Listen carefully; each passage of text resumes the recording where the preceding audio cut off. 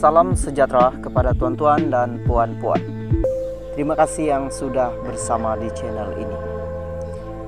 Bagi mereka yang masih baru di channel ini, sila pertimbangkan untuk menekan butang subscribe, like, dan komen supaya Anda tidak akan ketinggalan info-info politik yang akan saya sampaikan di channel ini. Zahid memang kuat, tapi jangan pandang rendah pengaruh bosku KJ. Kuala Lumpur, cerita bosku yaitu merujuk kepada bekas Perdana Menteri Datuk Seri Najib Tun Razak dalam gelanggang politik masih belum berakhir, kata Khairi Jamaluddin Abu Bakar dalam kurungan KJ. Menurut bekas Menteri dan Ketua Pemuda UMNO itu, pengaruh Najib yang juga pernah memimpin parti politik Melayu itu sebetulnya masih kuat dan berupaya menentukan masa depan UMNO. Beliau berkata perkara ini diterjemahkan dalam pemilihan UMNO yang berlangsung baru-baru ini apabila ramai muka baharu yang serta majlis tertinggi dalam kurungan MT, parti terdiri daripada penyokong tegar Najib. Dalam masa sama, bekas ahli parlimen Rembau itu menegaskan sekalipun Datuk Seri Ahmad Zahid Hamidi kekal sebagai Presiden UMNO, namun umum jangan sekali memandang remeh kekuatan dan pengaruh Najib. Demikian keluar sekejap yang dikendalikan beliau bersama bekas Ketua Penerangan UMNO, Sairi Hamdan. Sudutan rakaman itu dikongsikan beliau di akaun Twitter pribadinya. Dalam perkembangan sama, Khairi berkata cerita mengenai bosku belum tamat. Bahkan orang ramai juga masih mempunyai keinginan untuk mengetahui perancangan bosku. Saya nak cabut dalam keluar sekejap mengenai pandangan saya dan pendengaran pun tahu pandangan saya selepas kekalahan 2018 dalam kurungan PRU 14 berkenaan bosku. Tetapi saya katakan bosku masih menjadi kekuatan yang perlu diambil kira, ujur beliau yang dikenali sangat kritikal terhadap Najib, khususnya selepas kekalahan teruk UMNO dan Barisan Nasional dalam pemilihan raya umum ke-14 Awani.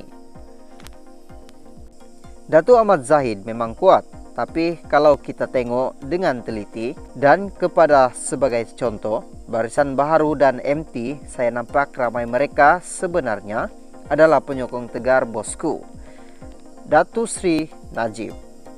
Jangan pandang ringan suara daripada belakang, suara di sebalik penjara. Suara yang ada di dalam penjarangan sekarang ini dan pengaruh suara itu menentukan masa depan UMNO. Saya rasa cerita bosku ini belum habis lagi, kata Khairi lagi. Khairi berkata, salam sejahtera kepada tuan-tuan dan puan-puan. Terima kasih yang sudah bersama di channel ini.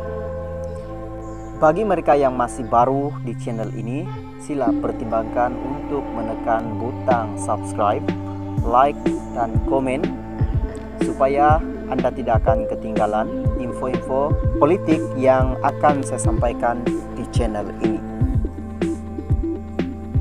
Satu berita mengejutkan saya nak kongsikan kepada Anda hari ini. Berita ini saya petik daripada Berita Harian. Berita utama, diktator gelar orang lain, diktator Najib sindir Dr.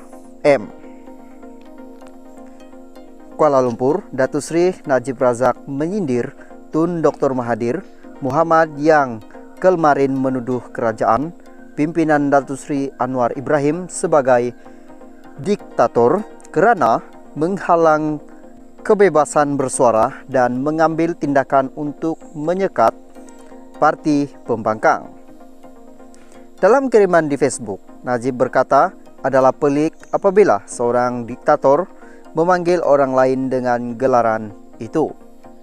Kiriman FB itu yang dipercayai dikendalikan pentakbiran akaun Najib, turut menyinaraikan apa yang dilakukan kerajaan pimpinan Dr. Mahathir selepas PRU 14, terutama terhadap Najib dan keluarganya. MRISA, gelar orang lain diktator, kata Najib merujuk kepada cara pentadbiran Dr. Mahathir ketika kali pertama menjadi Perdana Menteri selama 22 tahun, apabila ketika itu ramai pemimpin pembangkang ditahan di bawah Akta Keselamatan Dalam Negeri dalam kurungan ISA, terutama menerusi Opi Lalang. Berikut adalah kenyataan Najib menerusi kiriman itu.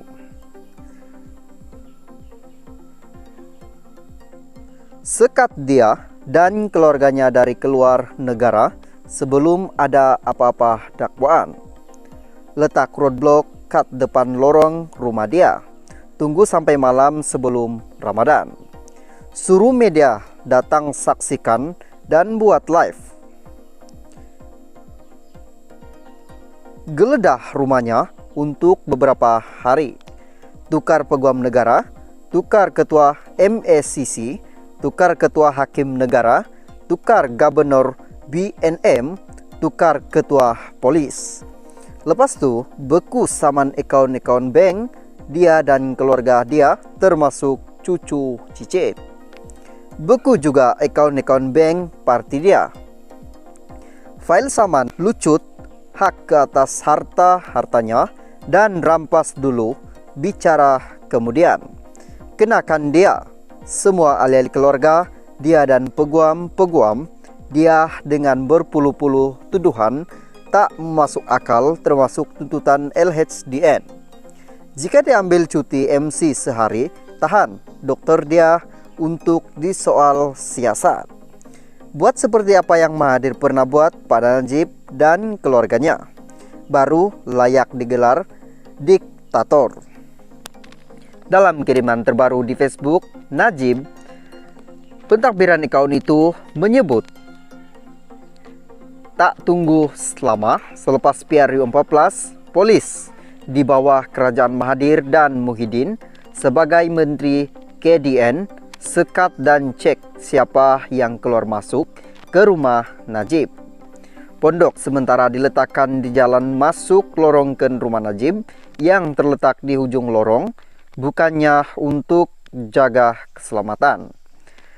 Tapi siapa yang boleh keluar